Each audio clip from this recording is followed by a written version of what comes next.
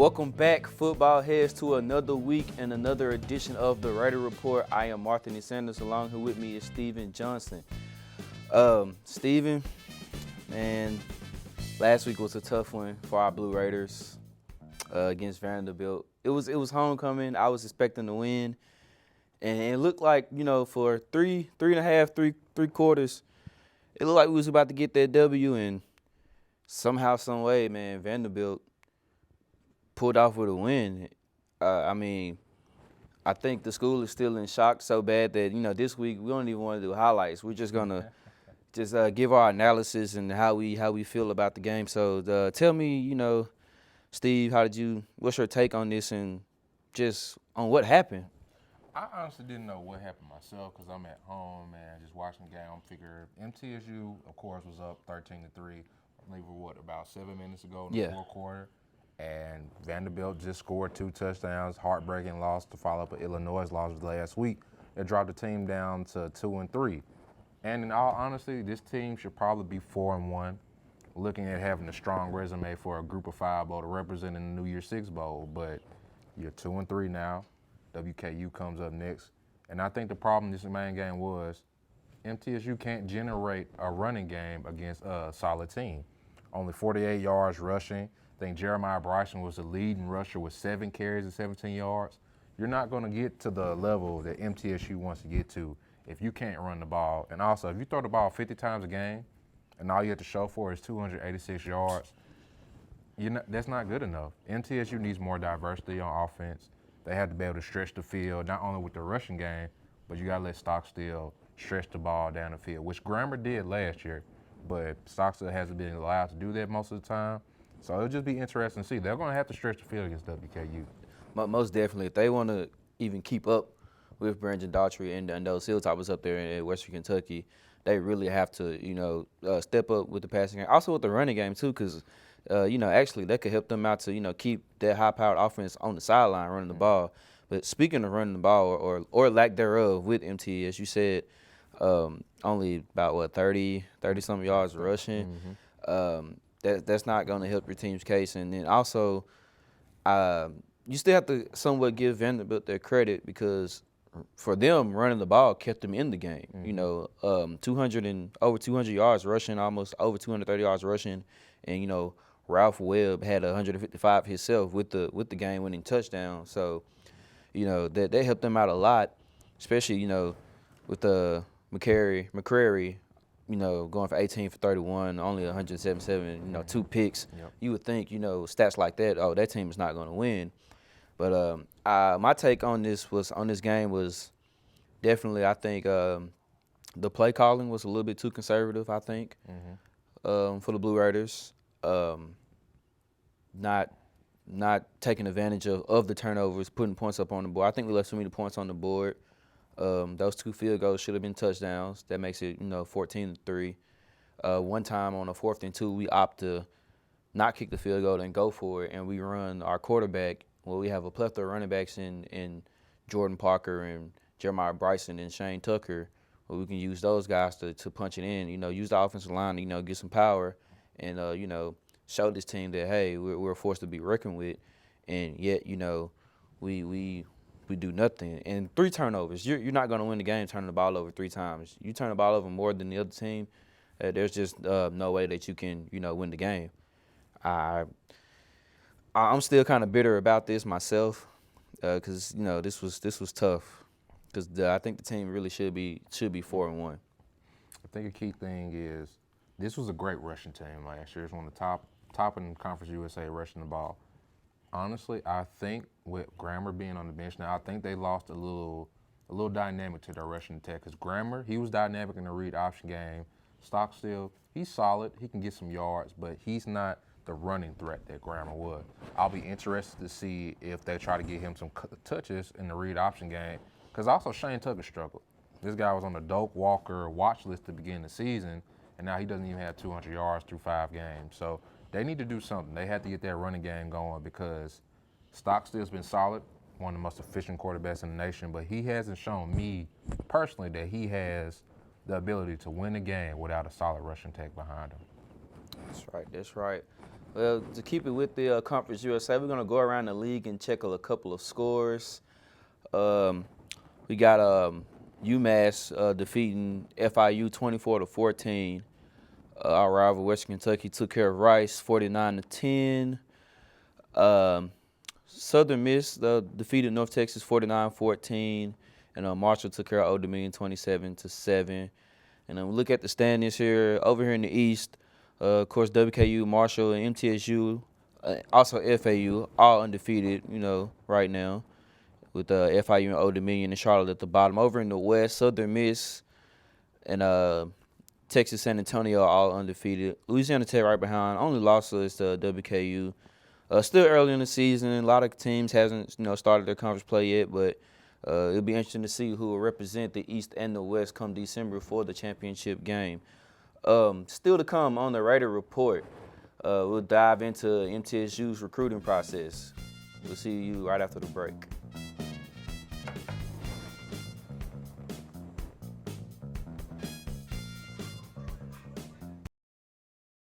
Most of MTSU's running game is predicated around zone blocking, whether it be the zone read, inside zone, outside zone, the stretch play. Most of their running game is predicated around that blocking scheme. I would say about 90% of their run game is the zone blocking scheme.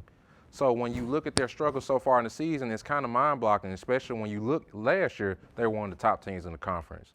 From a recruiting perspective, they only have one offensive lineman committed, and that is Trayton Peters from Harriman, Tennessee. He's 6'7", 290. He's a 3-star prospect, but when you look at it, they should have more linemen committed. Every year, most programs, SEC programs, Big 12 programs, whatever you can name, they sign about 3 to 4 offensive linemen a year. The fact MTSU only has one committed and we're just beginning October is kind of troubling for a team that looks like it's struggling. But at the same token, they're only losing 2 offensive linemen. However, one of those offensive linemen is Darius Johnson, who is probably the best offensive lineman on the team. From a running back perspective, they also only have one running back committed. We talked about him last week, Will Mitchell. He's one of the scat backs they have. And I don't envision MTSU picking up another running back, mainly because you have Octavius Mathers, the transfer from Ole Miss, and the former local grade at Blackman. He'll have his last year of eligibility next year, and he should join Shane Tucker, who's just a junior, to form a formidable backfield. But at the same time, Tucker has struggled this year, and we've seen Jordan Parker take many of his carries. Keep in mind, Tucker coming into this year was probably regarded as one of the top Group 5 running backs in the nation. But 5 games in, he doesn't even have 200 yards rushing. And MTSU's running game in general is only averaging about 3.5 yards per carry. That won't be good enough to take MTSU to heights it wants to go to and compete on a level outside the Conference USA. It remains to be seen if they'll pick up another running back or offensive lineman. But I would bet a large sum that Buster Faulkner and Coach Stockstill will kind of find a way to get some more big uglies in the recruiting class. So follow us for more recruiting updates at MTSU_RR and also on Facebook at the Raider Report. And when we come back, we'll show you how MTSU and a former MTSU player gave a child a day to remember.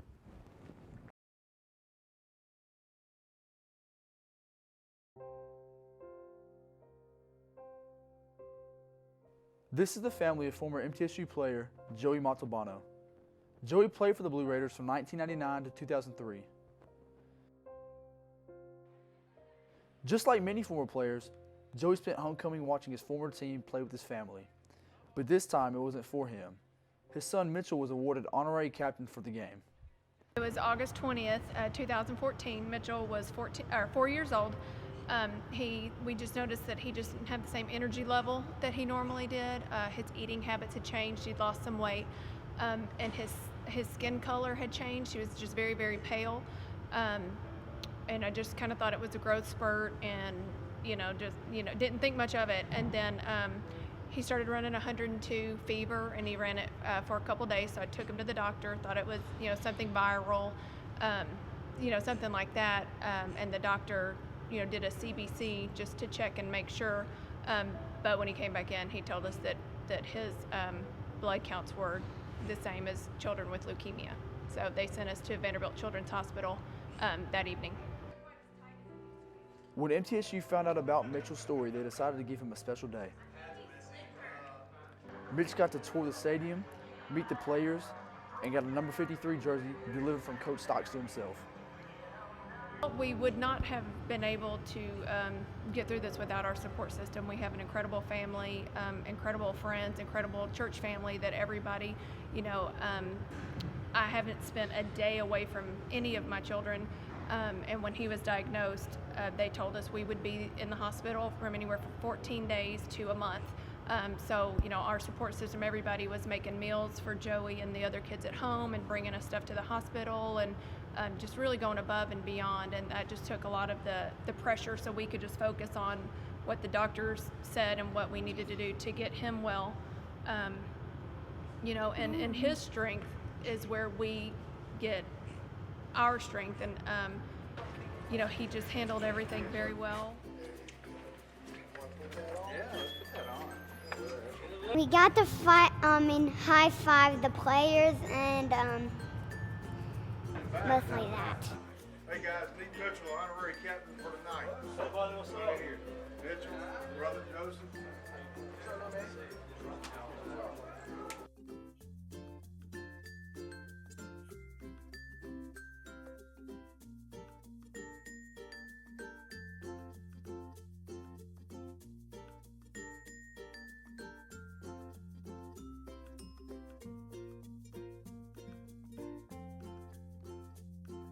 We've been so thankful to Coach Stockstill and his staff, Coach Brock, Chris Matuzik, Jim Simpson, all of those involved that helped organize this, just to put a smile on his face, also his brother's face, and really make us feel like a part of the family. We talked about that a lot when I played here, that we are a family, and then you leave. But to be able to come back and still be a part of it just really means a lot to us. And just they've gone above and beyond our expectations, to make this a special day.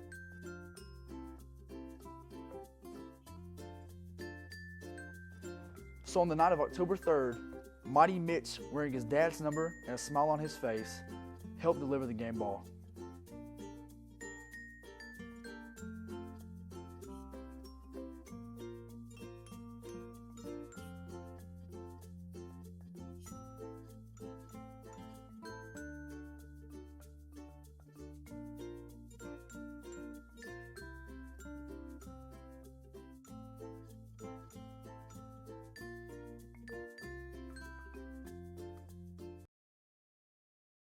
So, basketball season is actually vastly approaching, and we got a chance to hook up with one special MT basketball player, Jaquan Raymond, and our buddy Austin took on Jaquan in a 3-point contest, guys. So, let's see how that went. Here with Middle Tennessee senior basketball guard, Jaquan Raymond. Jaquan's one of the top 3-point shooters on the team, so I'm going to try to test his abilities today and see if I can beat him in a 3-point contest. Jaquan, you ready? I think so. We're going to see. Okay. Starting off a little slow. Did you see Austin down there being a ball boy? Look, y'all gonna be proud of me but at the end of this. I hope so. Let's start at the beginning though. Let's start at the beginning. Okay. 3 out of 5. 3 out of 5. 3 out of 5. All right. Clanker off the front ram. Okay. We on the board, baby. We on the Don't board. sleep on me, y'all. Yes. Give me a second. Wow. Is that one in there? Oh. He said it's gonna be a long day. Oh, okay. Long day. All right, so 3-2 after the first two. 3-2. It's early. Okay, hold on. You got a chance. 5-2. Okay. Oh, you should let him go get that himself. Okay. My man Austin down 3. The lefty stroke. I am the lefty.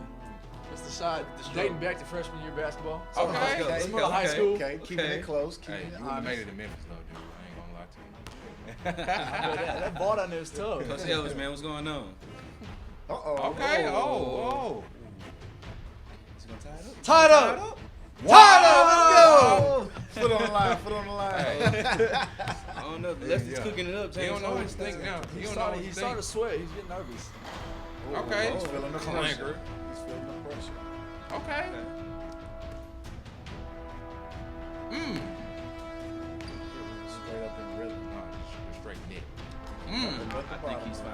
I think this is where you messed up. Okay. Top of key looks like the spot. Let's see if Austin. I think you got it, man. Harden, cooking up Harden style, ain't you, Austin? Okay. Cooking them up. Jaquan with a double look. Like, wait a minute. Right, like what's going Wait a on? minute. Uh-oh. He thought it was a game. Look, watch this. Duke. Oh. It's a heat check. I can see that. I said heat check. Heat check in the shoe. You got to. He tied up, man. All right, 2 more spots to go.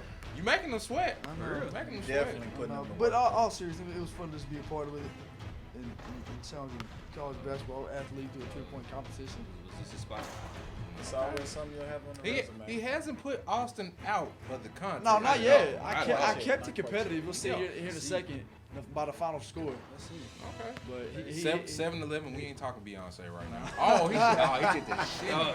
He did the shit. He did the Can't do the Kevin KD Durant shake shit. and He miss said. it, With the man. KD. You can't do that. You can't take it from me, man. Let's see if that was bad luck. Off the curl, Off the Austin. dribble. Oh, Okay, okay. off the pass. Okay. Let's see. Spotted up. That's in there. Wow. Get your foot off the line. Austin. Get your That's foot in off there. the line. That's in there. Y'all don't doubt my 3-point ability. You know, you walk into a gym and you see a white boy on the floor. What's he gonna do? Shoot it, baby. He's gonna shoot Shoot the it, 3 baby. ball. That's Then what you we a lefty. do. Keeping Jaquan honest. I like it. Keeping him honest. 10-11. 10-11. Final spot. Do I do it? Ah, yeah. Can he I sweating finish this now. out? Or was he just playing with you the whole time? He finna run. I think he was. I don't know. Oh, he missed that first one, though. That's one. He was off. It was early in the morning. We met him up early, so That's 2. he must have just woke up. I think he started. got it I hot. think he started feeling. Like, Moneyball! Look, you see by the score. Oh, 14-10 okay. with 5 shots, so I had to get 5 shots to win this Perfect thing. break. Perfect break right here. Austin knows Let me see if you exactly got it. what Let he me see has if to you do. I got it. know it. Straight up. No, You just pulled a the LeBron corner's off one the of my jump. thing, y'all. Austin look Okay. all Okay. nervous, but he Okay. hits Okay. one. Needs to hit all 3. Look, I'm gonna need y'all to turn your eyes right now. Turn them. Turn them. Turn your eyes. Oh, was that an air ball? Oh, man. That's just when your legs got weak. Yeah, That's I all was it was. good. I was done. That's all it was. Oh, man. Right. 14-11. Look, be proud of me. Be proud of me with 14-11. I'll take it. All right, so kids, it's not as easy as you think being a college basketball player. You could tell right there when I couldn't finish it with Jaquan. We appreciate it, man. Thank you so much for your time. No problem. Appreciate it. So, Jaquan, last season, you guys kind of started off a little slow. But you caught fire towards the end of the year. Fell just 1 game short of making the tournament. Talk about that experience and how you guys are going to take that into this upcoming season. Well, with us going into the tournament last year, that really gave us a momentum booster. So coming into this year, we find that momentum boost from that year to pass forward to this year. So improve in the beginning and carry us to the end. So this year we will win the conference championship and we'll go to the NCAA tournament. The bulk of you guys are still here from last year's squad. The bulk of the minutes, bulk of points, rebounds, assists. You were the leader in assists.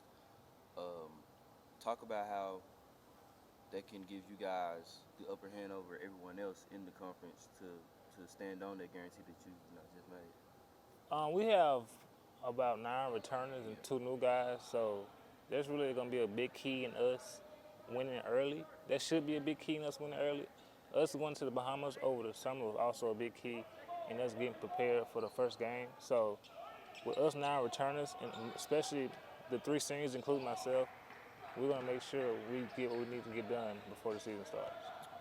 Speaking of you being one of the returning seniors, I know what the team goal is. Is there any personal goals that you might have for this season? My personal goal is to make all defensive conference teams and then make all conference teams. Maybe win player of the year, maybe win defensive player of the year, but hey, who knows? I like it.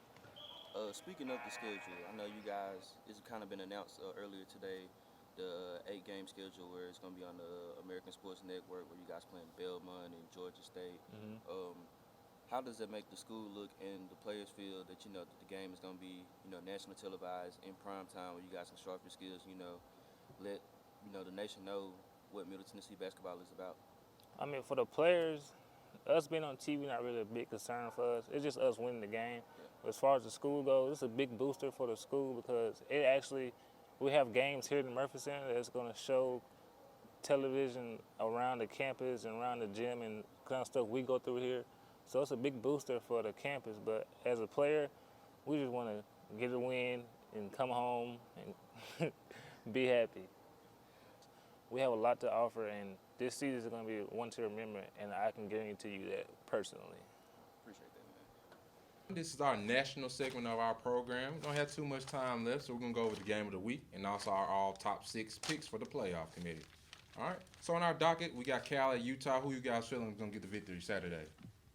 Well, Utah on this one. Utah. Utah. Let's make it unanimous. Utah. Northwestern at Michigan. Who you got, Austin? I'm gonna take the khakis in Michigan. Yeah, Wolverines, man. Michigan. I'm sipping the maize and blue. I'm going Michigan. Give me a cup too. Maize and blue taste it. TCU at Kansas. Boykin rolls. TCU. I'm gonna retweet that. Taking the Horned Frogs. TCU, man. TCU. Trap game, I think not. I'm going to go Trayvon Boykin at TCU. Butch Jones. They got Georgia coming in. I got Georgia. Nick Chubb, 125, 2 touchdowns. Sick 'em. Go Dogs. Yeah, man. Bulldogs, Georgia. Chubb, 175, 3 touchdowns. Woo. Let me get 160. Nick Chubb. I'll take Georgia 140. Bulldogs. Give me 140. 160. All right. Final game, Red River rivalry. I think it's going to be closer than you all think, but Baker Mayfield and Oklahoma, they're going to get another victory. Give me Boomer Sooner. I'll take Oklahoma this one. Texas gets 50 piece twice in a week. Oklahoma. Oklahoma will beat Texas. Nothing more to be said. All right, we're almost finished here. Let's go. Let me get you all top 6s. Austin, let's go with you first. I'll go from the top. Give me Ohio State at number 1, TCU at 2, Baylor at 3. Give me I'm on a bandwagon. I told you guys. Give me Clemson at 4. I'll take Bama at 5, and number 6 to round it out, Michigan State. Let me get you Sam. All right. Ohio State 1, Michigan State 2, TCU, Baylor in my 3 and 4. Outside looking in, Utah 5, Clemson at 6. I'm flipping it on its head this week. I got TCU knocking off Ohio State at number 1. I got Ohio State at number 2. I got Baylor at number 3. Only SEC team in the top 6. I got LSU at number 4. Number 5, I got Utah, a surprise favorite up here at number 5. And number 6, Michigan State hanging in there at number 6. And my final, I'm going with DeMarco, TCU number 1. I got Baylor number 2, Ohio State 3, Clemson number 4, rocking with Austin.